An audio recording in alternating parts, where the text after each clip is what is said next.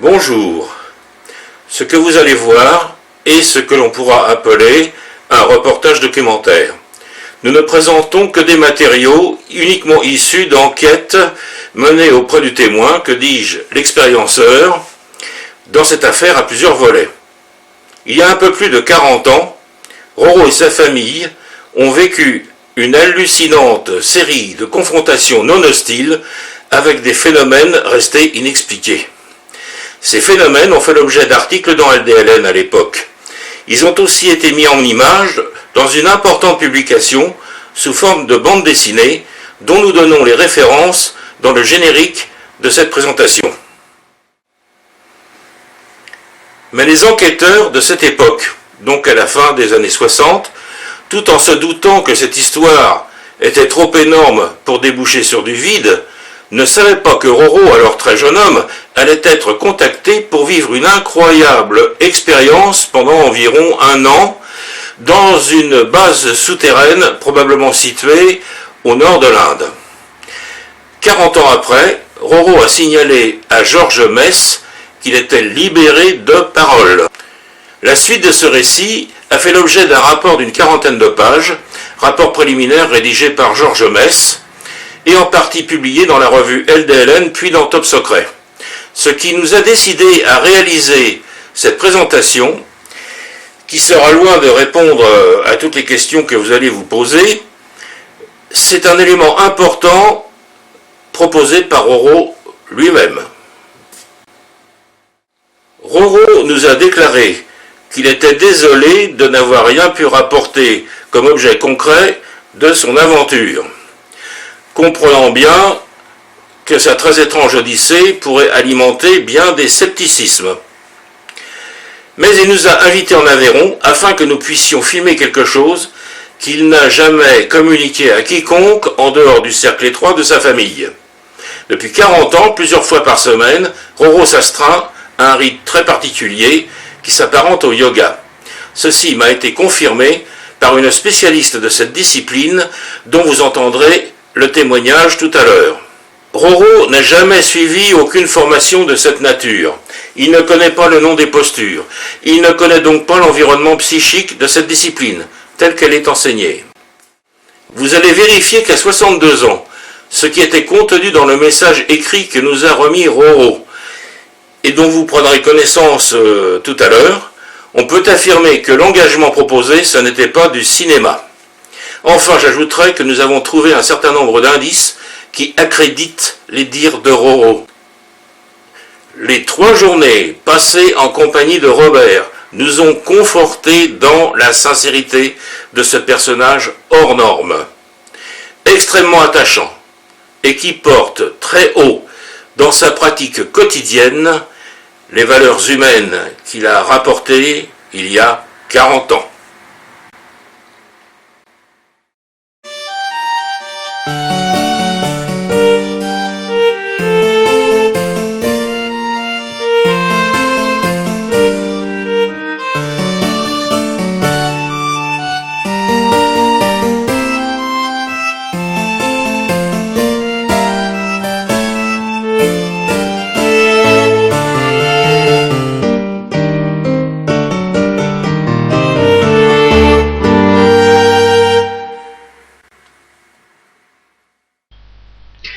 Au commencement, une série d'apparitions inexplicables se manifeste dans l'environnement d'une ferme isolée en Aveyron.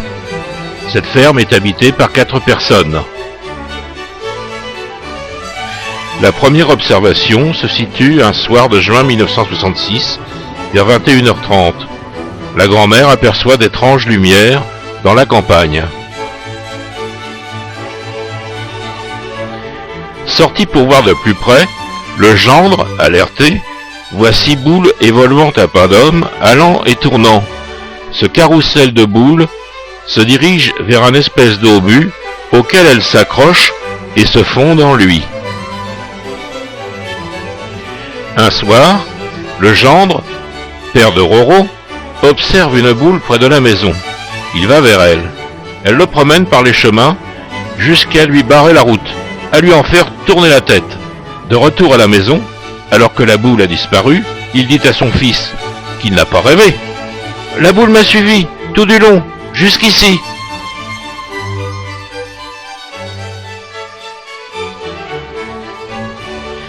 Quelques minutes plus tard, Roro, à son tour, voit l'étrange procession des boules alignées qui se dirigent vers le fameux obus, au sommet duquel tourne un étroit et puissant faisceau lumineux.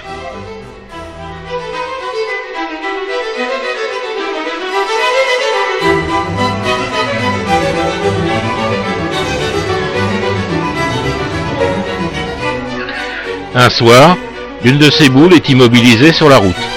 Roro décide d'aller voir de plus près en voiture.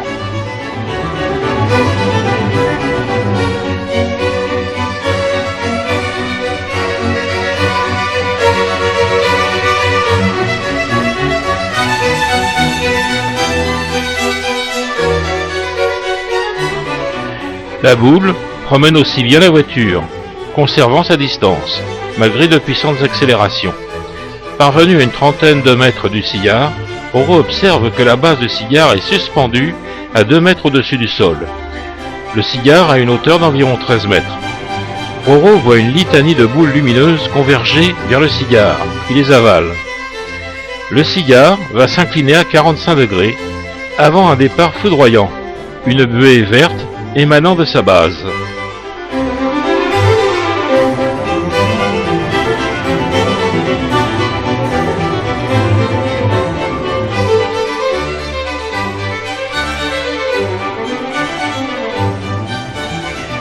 Il est aux environs de 23 heures en ce mois de janvier. Le moteur de la voiture cale. Les phares s'éteignent. La température dans la voiture est en train de monter. Roro va voir la soucoupe se rapprocher du sol en s'inclinant et oscillant. Il va bien observer les silhouettes humanoïdes dans les 2 dômes.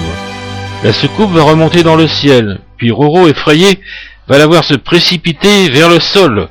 Mais la soucoupe va s'immobiliser à quelques mètres du contact. Puis elle va remonter. Roro va perdre ses sens. Il se réveillera vers 4 heures du matin, étendu dans le fossé, non loin de sa voiture. Celle-ci repartira normalement dès la première sollicitation.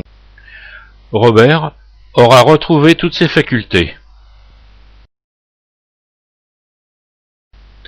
Après ce fantastique épisode, Roro sera sujet à d'immenses fatigues pendant plusieurs semaines, dormant jusqu'à 18 heures par jour, l'esprit peuplé de rêves étranges.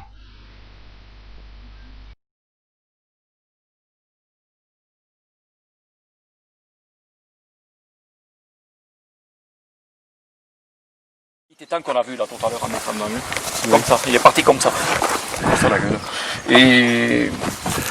Et puis voilà, et puis la boule, évidemment, mon regard est revenu. Je me souviens, tu avais dit que la boule s'était arrêtée en haut de la côte.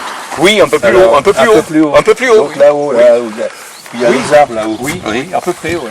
Elle semblait t'attendre. Elle semblait m'attendre, oui. D'ailleurs, vu avec du recul, elle m'attendait, c'est clair. Oui. Elle m'attendait. Et puis, bon, le bout étant parti, qu'est-ce que j'ai regardé devant? Oui, parce que tu avais ralenti. Ah, évidemment, j'ai redémarré, et allez, on va essayer de l'attraper. Hein. Oui, tu avais ralenti sur la route, en voyant le but. Elle était arrêtée en plein milieu de la route là-haut. En plein milieu, à quelques 30 mètres de la voiture, 20-30 mètres de la voiture. Donc après on a continué, j'ai voulu essayer d'attraper la boule quand même, et donc j'ai poussé des pointes à 90, la boule qui maintenait toujours, quelle que soit ma vitesse, la boule maintenait toujours la même distance, donc jusqu'après à l'embranchement de la route qui va vers Villefranche-de-Rouergue. Et par exemple, ta mère et ta grand-mère, ils n'appellent pas David là-dessus. Non, exprimé, oui, le diable, oui, elle pensait que c'était peut-être Pas David, ou diablerie quoi. On peut dire ça. Et avec qui voulez-vous qu'on en parle? On ne peut pas dire ça. Enfin, soit ils vont nous prendre pour des coups, soit on va se faire On interroger. n'est pas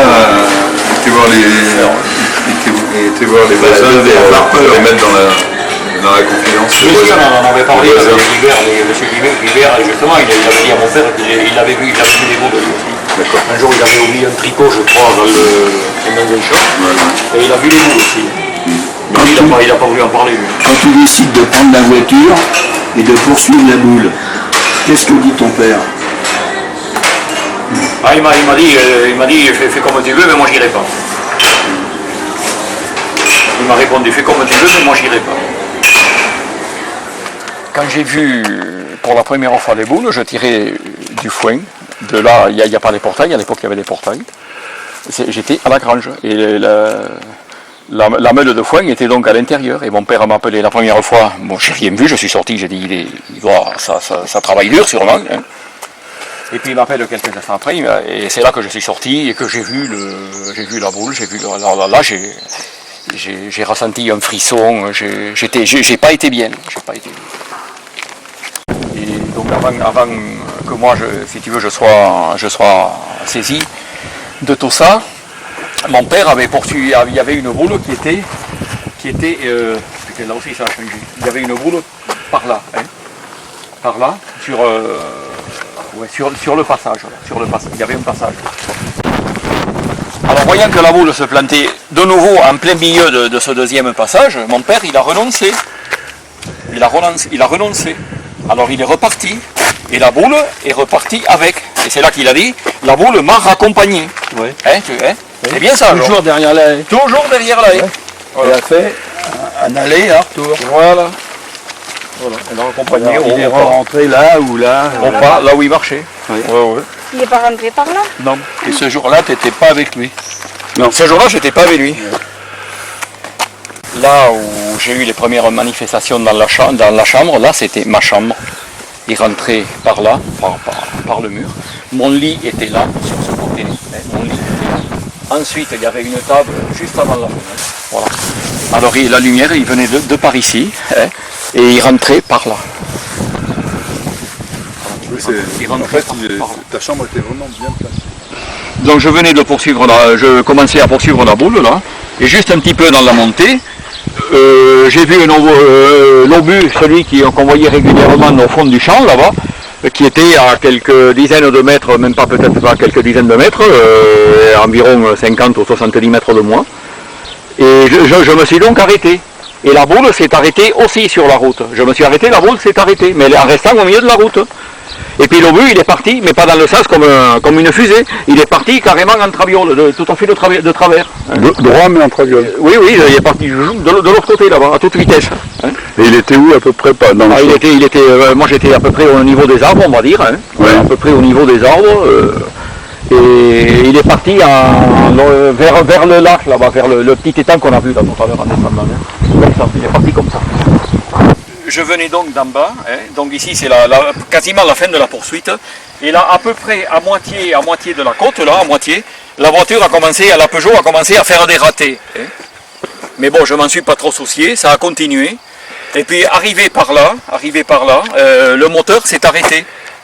En accélérant, le moteur... Alors j'ai appuyé sur le débrayage. Et j'ai continué à peu près jusque vers... par là, comme ça, là. Et là, j'ai vu ici, il y avait là, qui arrivait comme ça, là, dans cette direction, il y avait la soucoupe à deux dômes. Il y avait la soucoupe à deux dômes, là. Hein. La soucoupe à deux dômes. Oui, voilà. Elle était où donc? Elle arrivait comme ça, là, comme ça. Hein. Et je les ai vus. Et puis la chaleur dans la voiture commençait à monter. La chaleur de la voiture commençait à monter. Et ça montait. Mais avant quand même, il y avait le panneau. Il n'y avait pas ce panneau là. Il n'y avait pas ce panneau là. Le panneau était de la gauche vers la droite. J'ai entendu le panneau qui vibrait, mais le panneau métallique. Hein. De la gauche vers la droite. Pardon? De gauche à droite. La boule, il venait de là comme ça, à peu près de cette direction, des maisons à peu près comme ça, mais comme ça là. Et en face de toi, oui. face à toi là. Oui. il s'est arrivé à peu près, il s'est stabilisé à une certaine hauteur, à peu près au creux là, au creux. Hein. Il s'est arrêté juste un peu plus bas là, au creux. Mais la chaleur dans la voiture remontait, j'ai entendu le panneau vibrer, et puis j'ai perdu conscience. Alors le panneau qui vibrait, c'était celui-là? Non, c'était pas celui-là, il était pas celui-là, il n'y avait pas bas. Il n'y avait pas plus long, il était juste un peu plus bas. Après le poteau un peu plus bas là-bas. Voilà, alors là par contre là, c'était pas comme ça, là il y avait un fossé là comme ça. Et j'ai repris mes esprits, je savais pas trop qu'est-ce que je foutais, j'étais dans ce fossé. Et la voiture était par là. Parce que là, si vous voulez, le chemin était beaucoup plus petit là, il y avait pas tout cet espace. Hein. Le chemin il venait à peu près de là. Hein. Il n'y avait pas ça, il venait à peu près de là ce chemin. Hein. Il y avait à peu près ça. Hein. La voiture, la Peugeot, on va dire qu'elle s'était arrêtée là. Parce que bon, on a l'habitude de conduire en étant fils de paysan, depuis l'âge de 8 ans et demi, je conduisais des tracteurs déjà. Hein. Alors quand j'ai vu que le moteur, j'accélérais plus, j'ai appuyé sur le débrayage pour qu'elle continue sur la lancée. Hein. Alors après, c'était bon, je savais pas. La boule, elle était où la boule par rapport. La boule, je l'ai plus, elle est sautée. La boule, elle a sauté, je l'ai poursuivie. Quand le moteur a fait des ratés, elle a sauté en haut. Elle a sauté à droite, en haut, là. Mais il y avait des rangées d'arbres à l'époque. Hein. Elle est passée entre. Hein. D'accord. Voilà. Et c'est là sur la lancée que j'ai vu la soucoupe à deux dômes qui arrivait. Hein. Voilà, donc il y avait le. Là, il y avait le fossé, donc je me suis réveillé, bon, ne sachant pas l'heure, hein, j'ai repris mes esprits, et j'ai dit, putain, j'avais pas trop chaud. Je me suis dit, mais qu'est-ce que tu fous dans ce fossé, là? Qu'est-ce que tu fous là, nom de Dieu? Et puis j'ai repris la voiture, petit à petit, j'ai fait demi-tour, j'ai refoutu le camp, parce que la voiture fonctionnait. Et le laps de temps, là, entre le... Eh bien, il était vers les, entre 10h30, on va dire, entre 10h et 11h, pour pas se tromper, c'était dans ces eaux-là, hein, c'est sûr, entre 10h et 11h. Hein. Le soir? Le soir, Quand tu es rentré. Et quand je suis rentré, non, c'était 4h du matin. Mais là, je ne le savais pas. Je l'ai su quand j'ai parlé à mes parents. Donc de 11h30 à 4h du matin. Ouais. Alors, qu'est-ce qui s'est passé? J'avais la chaleur, j'ai perdu conscience, il faisait très chaud et je ne sais plus. Après, je sais plus. Au mois de janvier. Oui, chaud au mois de janvier, quoi. Oui. Je n'en sais rien. Voilà. Bon, on va continuer en bas là-bas. D'accord. Alors de chez toi, en fait, de la maison en bas, tu as poursuivi la boule, en fait, jusque-là. Jusqu'à moitié, oui. Ouais. Et il y a 3 moi, je croyais que ça s'était passé là-bas. Il y a 3 km, quoi. Et mon père m'avait déconseillé parce que j'avais dit, putain, je viens d'avoir une idée, là, j'ai dit, je me suis dit à moi-même, t'as une idée géniale, les autres boules bougent, elles fonctionnent. Celle qui est au milieu de la route, en partant de chez moi, là, elle ne bouge pas, elle doit être en panne, je vais prendre la voiture, parce qu'à pied, j'ai dit quand même, putain, attraper une boule comme ça par le corps, j'ai dit, si ça a de l'électricité, je vais t'y foutre avec la voiture, je risque rien, je vais t'y foutre un coup de pare-choc. Ça vous fait rire, vous?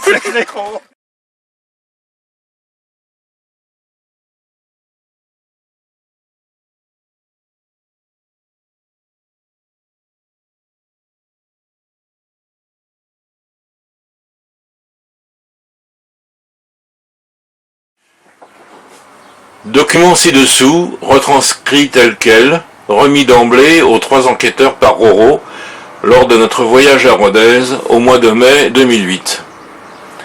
Tu pourras en parler dans 40 ans. Ce que tu devras leur dire. J'ai été élevé dans la religion catholique. Le curé nous disait que ceux qui n'étaient pas de cette religion ne verraient jamais Dieu, ou les enfants qui n'avaient pas reçu le baptême n'allaient pas au ciel. Que dois-je croire? Le guide. Tout cela, ce sont des âneries, des représentants de chaque religion qui pensent que la leur est la meilleure. Roro, il y a ce que les gens croient et ce qui pour nous est l'ordre de l'univers.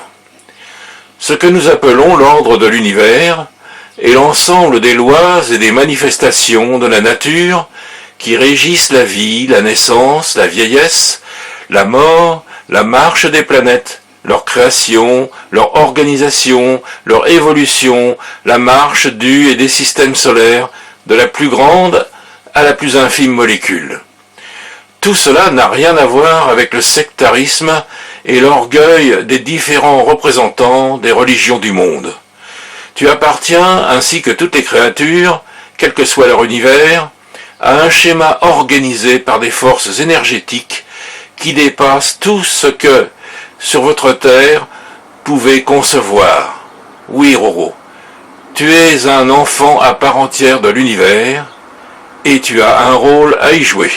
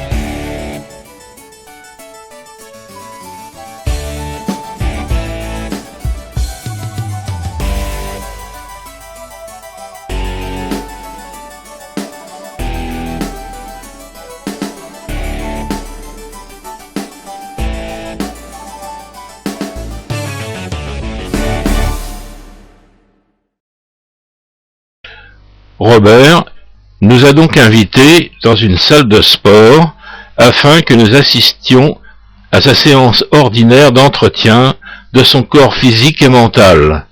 Étaient présents son épouse, ses enfants, Georges Mess, Jean-Claude Venturini et moi-même, enregistrant les évolutions de Robert avec mon caméscope.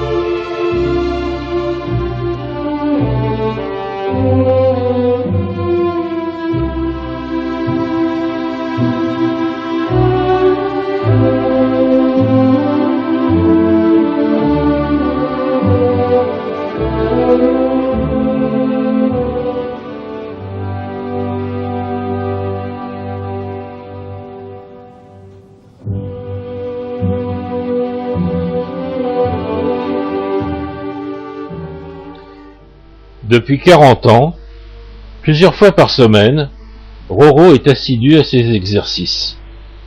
La séance que nous visionnons a été intégralement filmée. Elle a une durée de 1 heure, 13 minutes, 50 secondes.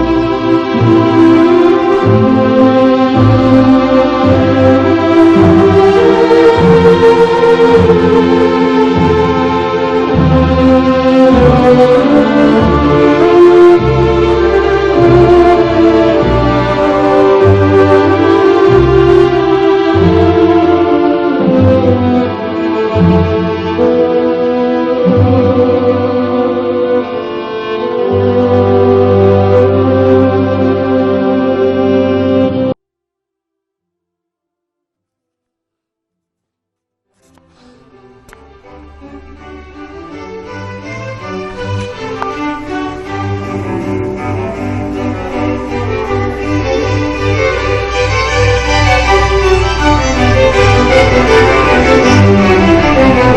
la demande de notre ami Robert, j'ai sollicité un rendez-vous auprès d'un professeur de yoga qui exerce sur plusieurs sites en région parisienne. Elle se prénomme Michel et m'a accueilli au sein de son entreprise, une entreprise de haute technologie dans le domaine de l'automobile. Elle m'a reçu dans le magnifique gymnase intégré au bâtiment, après que nous ayons franchi plusieurs portes hautement sécurisées. Je lui ai présenté un condensé de 17 minutes de ce que nous voyons actuellement. Et voici l'interview qu'elle m'a accordée immédiatement après ce visionnement. Chère madame, vous venez d'assister à une présentation réduite de cette séquence de yoga par notre ami Roro. Vous êtes vous-même professeur de cette discipline. Est-ce que vous trouvez qu'il y a une relation entre ce que vous avez vu et puis ce que vous enseignez comme technique de yoga? Est-ce qu'il y a une relation quelconque? Tout à fait. Il y a vraiment, on retrouve effectivement les postures que l'on enseigne. Pas de problème, c'est bon, avec des ajustements, enfin des choses bien précises à ajuster que l'on ne voit pas dans ces postures, mais c'est bien ça, la base est la même. La longueur des séquences et l'immobilité des postures, c'est quelque chose de très important. Vous confirmez ces précisions données par Roro? Tout à fait, oui.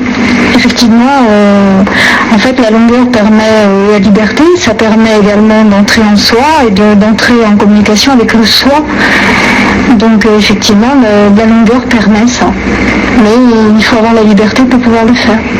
Est-ce qu'il existe plusieurs sortes de yoga et si vous aviez un apparentement à faire entre cette pratique que vous venez de voir et des formes de yoga que vous enseignez ou que vous connaissez, comment pourrait-on appeler cette forme de yoga?